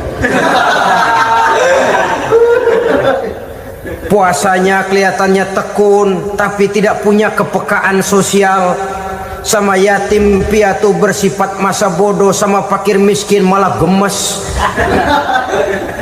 Tidak lantas tumbuh kepekaan sosial walaupun dia sudah ikut merasakan tidak enaknya lapar dan haus. Ada juga yang sudah haji 4-5 kali mondar-mandir Jakarta Mekah, tapi gaya hidupnya tetap seperti katak di kolong tempurung, picik, sempit pandangan, dangkal hati, tidak terbuka walaupun sudah melihat Islam dalam skala internasional. Yang dia lihat, yang dia saksikan, yang dia pandang tidak sanggup menggugah dan mengubah jiwanya, tidak bisa mewarnai pandangan hidupnya. Inilah akibatnya kalau ibadah hanya dikerjakan dengan prinsip asal sekadar gugur kewajiban. Hasilnya yaitu tadi, hajinya cuma menang topi putih sama serban. Sholatnya, ya sholatnya cuma prinsip asal gugur kewajiban. Begitu juga puasanya, begitu juga zakatnya dan ibadah-ibadah lainnya. Bukan tanpa satu maksud. Jikalau Allah Subhanahu wa ta'ala memerintahkan kita melaksanakan ibadah puasa di bulan suci Ramadan, bahkan maksud itu sangat pada penghujung ayat yang memerintahkan kita puasa. Ya ayyuhalladzina amanu kutiba alaikumus syiyam kama kutiba alal ladzina min qablikum la'allakum tattaqun. Orang yang beriman diwajibkan atas kamu berpuasa, telah diwajibkan juga kepada orang-orang yang sebelum kamu, la'allakum tattaqun, agar kamu dengan puasa itu menjadi manusia yang bertakwa kepada Allah Subhanahu wa ta'ala. Dengan kata lain, berhasil atau tidak puasa Ramadan kita ini akan nampak takwa kita meningkat atau tidak setelah kita melaksanakan ibadah puasa. Sehingga kalau orang mengatakan Ramadan itu merupakan month of training, bulan latihan, keluar latihan tentu harus semakin naik dan baik gaya kehidupan kita. Jadi tujuan utama daripada pelaksanaan ibadah puasa adalah untuk membentuk manusia yang bertakwa. Nah, takwa itu kata Imam Qusairi hurufnya ada 4. Ta, qaf, wawu, ya. Masing-masing huruf ini simbol dari pribadi orang yang bertakwa, bina dan dibentuk oleh pelaksanaan puasanya. Mari kita lihat. Huruf ta adalah lambang dari sifat tawadhu, rendah hati. Orang yang bertakwa, orang yang tidak mempunyai sifat sombong. Puasa menanamkan kita kesadaran terhadap kelemahan, terhadap keterbatasan, terhadap segala ketidakmampuan yang kita miliki. Ya Allah, baru sehari nggak kena makan, nggak kena minum, sudah begini lemesnya. Puasa memang kalau pagi orang masih sehat, masih terdorong oleh sahur, siang masih lumayan, tapi zuhur ke atas biasanya mulai sikap lemah manusiawi, keterbatasan kekuatan biologis itu mulai nampak. Dari sini tanam satu kesadaran, kalau begitu apa yang mau disembuhkan di hadapan Allah? Kaya, siapa sih orang paling kaya? Ilmu, siapa sih orang paling pintar?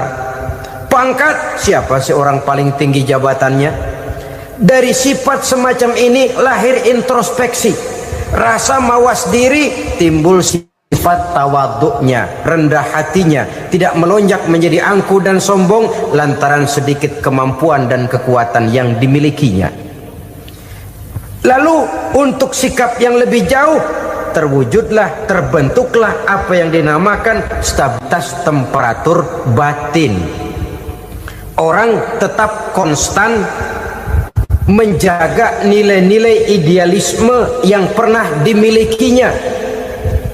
Dia mulai dengan adil, dia berjalan tetap dengan keadilan, dan dia berakhir juga tetap dalam keadilan.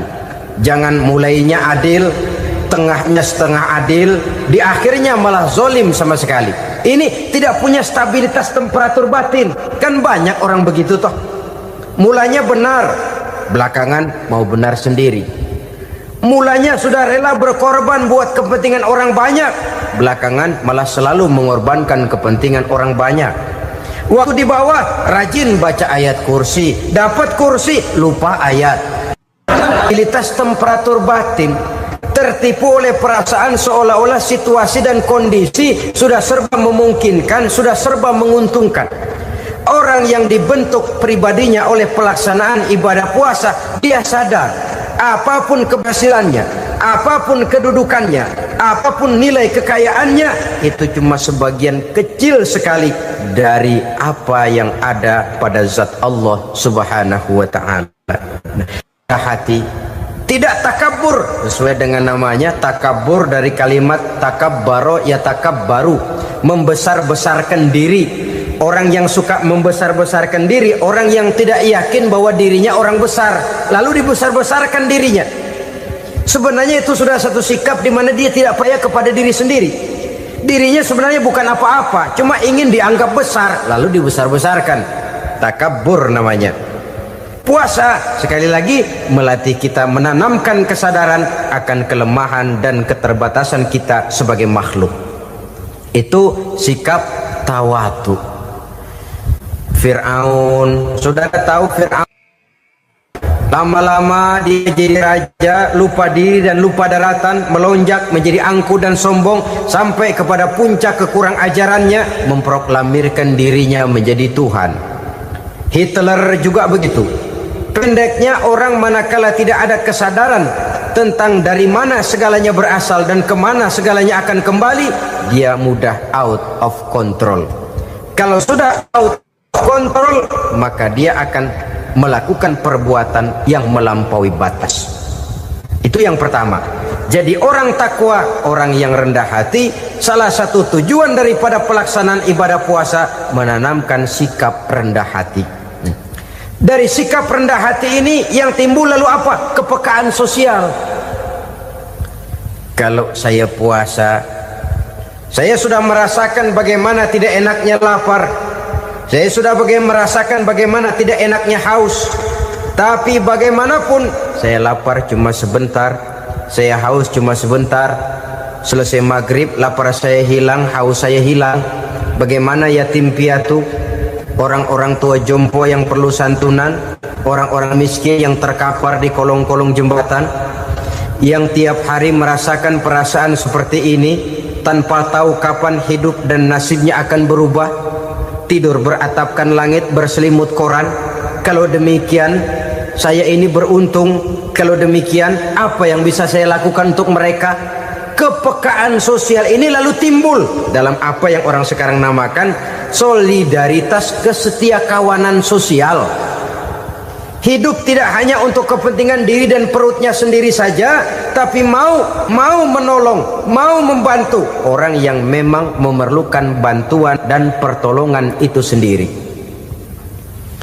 Jangan setelah tahu lapar tidak enak, haus tidak enak, tapi kita tidak mau tenggang rasa, tidak mau timbang rasa. Begini loh tidak enaknya lapar, begini loh tidak enaknya haus. Ini terjadi pada diri saya. Saya masih mampu, masih berbuka puasa. Bagaimana yang tiap hari merasakan seperti ini? Tidak Ramadan, tidak Syawal, tidak Zulqa'dah, tidak Zulhijjah, selalu kelaparan dan kehausan. Dari sana timbul kepekaan sosial. Lalu lahirlah sikap pemurah, dermawan, mau menoleh ke kiri dan ke kanan. Bahkan Al-Quran itu sampai mengancam betul. Ara'aita allazi yukadzibu bid-din fadzalika allazi yad'ul yatim wa la mendustakan agama. Islam mendustakan Islam. Salat dia tapi mendustakan salat. Puasa dia tapi mendustakan puasa. Siapa mereka itu? Fadzalika allazi yad'ul yatim. Merekalah orang-orang yang meninggalkan anak-anak yatim. Wa la yahuddu ala ta'amil miskin, dan tidak pernah memberi pertolongan, tidak memerintahkan memberi makan kepada fakir miskin, walaupun dia berada pada posisi dan kondisi yang memang dia mampu. Nah, kalau dia tidak mampu itu lain soal. Dia mampu, dia tahu, dan dia diam saja. Itu termasuk yukadzibu biddin, orang-orang yang mendustakan agama. Berlindung kita kepada Allah, jangan sampai termasuk ke dalam kelompok itu. Yang kedua saudara, huruf takwa itu qaf. Qaf adalah lambang dari sifat qanaah. Qanaah artinya merasa cukup. Puasa melatih kita untuk bersikap cukup dalam hidup. Kalau kita perturutkan menjelang saat berbuka, menunggu waktu berbuka, istilah orang di Jawa Barat ngabuburit katanya. Kita menunggu saat berbuka, segalanya saja ingin kita beli, segalanya saja ingin kita minum, semuanya saja ingin kita makan. Sebab nafsu sudah begitu berupa, perut sudah sedemikian lapar, kerongkong sudah sedemikian haus, rasanya semuanya saja ingin kita telan. Tapi tahukah kita bahwa setelah maghrib berbunyi, berapa banyak yang kita makan, berapa banyak yang kita minum? Sesuaikah dengan keinginan kita tadi siang? Tadi siang semuanya ingin kita makan, tadi siang semuanya ingin kita minum. Setelah berbuka, berapa banyak yang kita makan, berapa banyak yang kita minum? Itulah kehidupan. Segalanya ingin kita kuasai, segalanya ingin kita punyai, tapi berapa sih yang benar-benar kita perlukan? Maka orang kaya adalah orang yang hidupnya cukup. Orang miskin hakikat yang selalu merasa kurang. Bagaimanapun besar rumah, banyak uang kita, berpuluh kendaraan kita, kalau hidup selalu merasa kurang, itu artinya kita masih miskin. Maka jikalau ingin menjadi orang kaya, kuncinya hakikatnya cuma satu, hati kita merasa cukup dengan yang diberikan Allah, bersyukur atas segala nikmatnya, dan dengan syukur itu nikmat itu akan ditambah oleh Allah Subhanahu wa ta'ala. Puasa menimbulkan sifat qanaah, dan qanaah adalah watak daripada orang-orang yang bertakwa kepada Allah Subhanahu wa ta'ala. Persis seperti orang minum air laut, makin diminum makin haus, makin diminum makin kering tenggorokan. Begitulah orang berhadapan dengan materi. Tadinya dia akan senang kalau dia merasa punya tanah ratusan hektar. Sudah ratusan hektar tidak cukup, ngelamun lagi, alangkah nikmatnya kalau bisa beli gunung. Gunung dibeli. Sudah punya gunung, lihat laut. Aduh, kalau laut juga bisa dibeli, beli lagi laut. Sudah punya laut, lihat ke atas langit, ada yang jual apa enggak ya?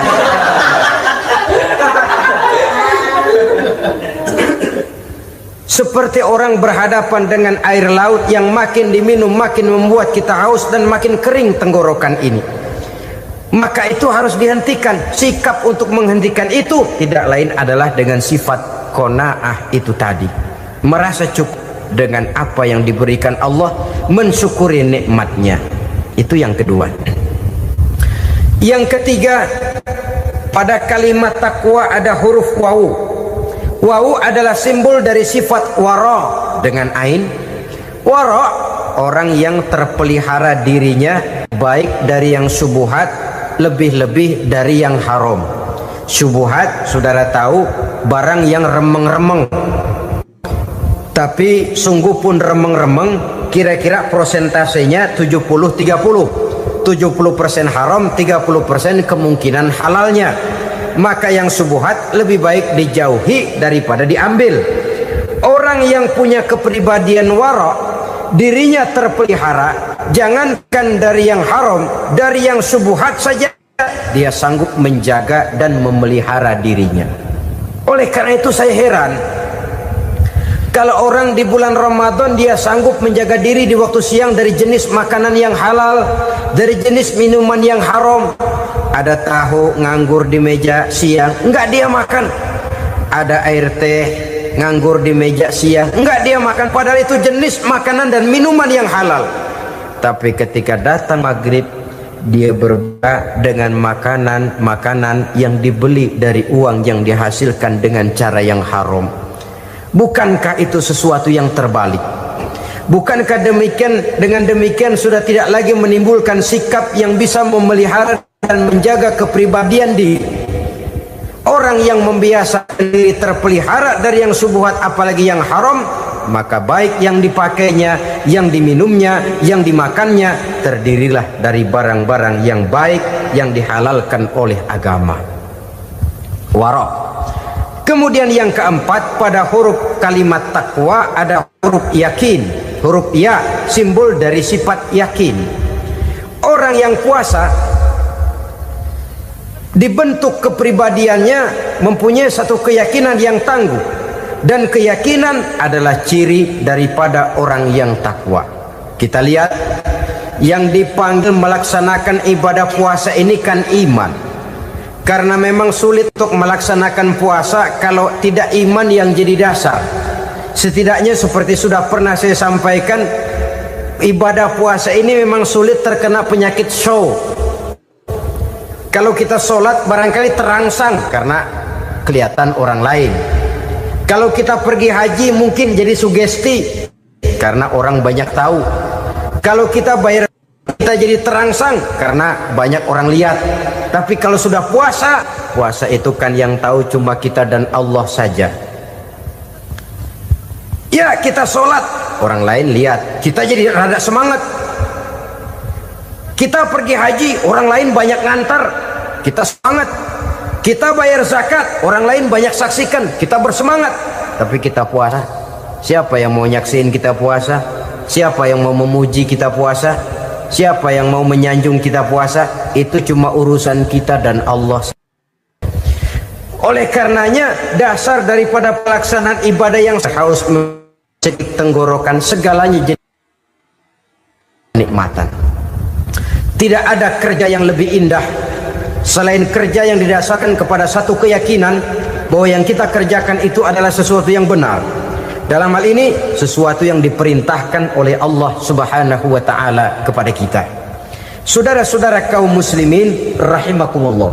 Demikianlah titik evaluasi kita. Jangan berpuasa hanya dengan prinsip asal sekadar menggugurkan kewajiban saja, yang akan berakibat Ramadan tahun ini berakhir begitu, Ramadan terjebak menjalani rutinitas ritualnya saja. Bahkan kadang-kadang yang nyata betul, Nabi menganjurkan tingkatkan ibadah pada 10 hari yang akhir di bulan Ramadan, tanggal 20 sampai akhir Ramadan. Yang kita praktekkan malah kegiatan ibadah kita justru menurun pada 20 Ramadan yang akhir. Coba lihat 20 Ramadan ke atas, itu pasukan tarawih paling kelas 60-70 tahun ke atas. Kemana yang lain sudah berpikir menghadapi lebaran, berpikir pulang mudik, berpikir macam-macam. Akibatnya konsentrasi ibadah lalu buyar. Dianjurkan Rasul tingkatkan ibadah pada 10 hari yang terakhir. Kita malah makin ke akhir makin lancip.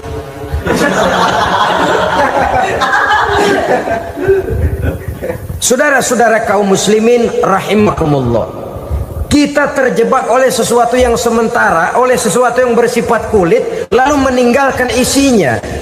Padahal jikalau kita tidak mengisi Ramadan dengan kegiatan ibadah, berarti kita tidak keluar dari Ramadan dengan jiwa yang baru yang sudah ditempa oleh pengalaman ibadah di bulan Ramadan. Artinya kita tidak kembali kepada fitrah, kesucian seperti saat kita dilahirkan. Lalu kalau kita tidak kembali kepada fitrah, apa yang mau kita rayakan pada Idul Fitri itu? Di mana letak kegembiraan kita? Di mana letak kebahagiaan hati? Kembalikah kita kepada fitrah? Tidak. Benarkah puasa yang kita kerjakan? Kelihatannya juga tidak. Adakah dampak dari pelaksanaan ibadah dalam pribadi kita? Tidak. Kadang-kadang Ramadan selesai malah teriak merdeka.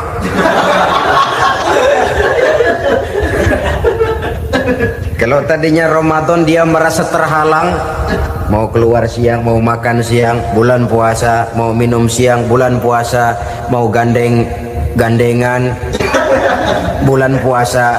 Ramadan selesai, kibarin bendera, teriak merdeka. Lalu kembali merajalela. Saudara-saudara, dampaknya tidak akan kelihatan. Padahal puasa yang baik, la'allakum tattaqun, membentuk manusia yang bertakwa kepada Allah Azza wa Jalla. Nah, sekarang apa kemudahan dan keistimewaan yang akan diberikan Allah kepada mereka yang sampai kepada tingkat takwa ini? Al-Quran menjelaskan, pertama, may yattaqillaha yaj'al lahu makhraja. Barang siapa yang bertakwa kepada Allah Subhanahu wa taala, maka dia akan diberikan makhraja. Makhraja itu jalan keluar dari segala macam kesulitan. Jalan keluarnya ada saja. Menurut ukuran kemampuan dia tidak mungkin, mustahil, tidak bisa, mana mungkin. Tapi pada waktunya ada saja jalan keluarnya. Termasuk jenis yang yaj'allahu makhraja. Orang yang bertakwa kepada Allah selalu diberikan jalan keluar dari segala kesulitan yang dihadapinya. Siapa sih orangnya yang tidak pernah sulit dalam hidup ini? Siapa orang yang tidak pernah mengalami kesulitan? Tapi kadang orang menilai, itu kelihatannya hidupnya enak aja ya, kayaknya nggak pernah mengalami kesulitan. Sebenarnya bukan tidak pernah mengalami kesulitan, Allah selalu memberikan jalan keluar dari segala kesulitan yang dihadapinya. Lah kalau Allah yang memberikan jalan keluar, tentu sangat mudah sekali. Orang yang bertakwa diberikan jalan keluar dari segala macam kesulitan. Satu. Yang kedua, wa yarzuqhu min haitsu la yahtasib. Dia akan diberikan rezeki oleh Allah dengan jalan yang tidak disangka-sangka. Rezekinya datang dengan cara yang tidak disangka-sangka. Gajinya mungkin kecil tapi penghasilannya gede, kan itu yang penting. Gaji dan penghasilan kan lain tuh. Boleh jadi gaji kecil asal penghasilan gede, kan nikmat hidup itu. Nah, penghasilan ini ada yang bisa kita perkirakan. Bisa kita perkirakan. Misalnya gaji itu tadi. Kalau saya kerja, gaji saya begini. Ada rezeki yang masuk min haitsu la yahtasib. Tidak kita sangka-sangka, tidak kita duga-duga, tahu-tahu ada saja rezeki. Datang orang bawa persoalan yang mendatangkan hasil. Sebab rezeki, jodoh, maut memang seperti bayangan. Kita uber-uber dia lari, kita diem dia diem. Kan gemesin itu. Bayang-bayang itu begitu. Kita kejar, dia lari. Rezeki juga begitu. Kita diam, dia diam. Setengah mati yang namanya rezeki kita cari, kita uber, ngobek sampai ratusan bohong kita kerjain. Tapi memang belum waktunya, ya sulit untuk tembus. Tapi kadang-kadang giliran kita nongkrong di rumah, datang orang bawain rezeki. Itulah yang namanya rezeki. Tapi ini untuk orang yang bertakwa. Kalau tidak punya kredibilitas takwa, jangan lalu pakai ayat ini. Diberikan Allah dengan rezeki dengan jalan yang tidak disangka. Kan ada ayatnya dah. Kita mah manteng aja di rumah dah. Ntar juga tuh rezeki datang. Ini fasilitas yang diberikan kepada orang yang wa may yattaqillah, bertakwa kepada Allah, yarzuqhu min haitsu la yahtasib, diberikan rezeki dengan cara yang tidak disangka-sangkanya. Maka kadar ketakwaan jangan membuat kita buruk sangka. Tuh orang ya nggak kemana-mana, duitnya ada aja. Kalau dia takwa, Allah berikan jalan keluar. Yang lantas ngelihat kiai orangnya ahli ibadah, ilmunya tinggi, akhlaknya luar biasa, takwanya tinggi, rezekinya lancar, lalu husnuzon nih kiai nggak kemana-mana, duitnya banyak, miara tuyul kali ini. Itu termasuk jaminan Allah yang masuk kategori min haitsu la yahtasib. Yang ketiga, yaj'al lahu min amrihi yusra, dimudahkan segala urusannya. Dimudahkan segala urusannya. Kemudian yang keempat, yukaffir anhu sayyiatihi wa yu'azzim lahu ajra, diampuni segala kesalahannya dan dibesarkan pahala kebaikan yang dikerjakannya. Maka mudah-mudahan puasa yang kita kerjakan mengantarkan kita kepada ketakwaan kepada Allah, dan takwa membuka janji Allah kepada kita di dalam kehidupan ini. Inilah saja yang kita bicarakan pada pertemuan ini. Mudah-mudahan ada manfaatnya. Terima kasih atas segala perhatian. Mohon maaf atas segala kekurangan. Usikum wa nafsi bitaqwallah. Wassalamualaikum warahmatullahi wabarakatuh. Waalaikumsalam.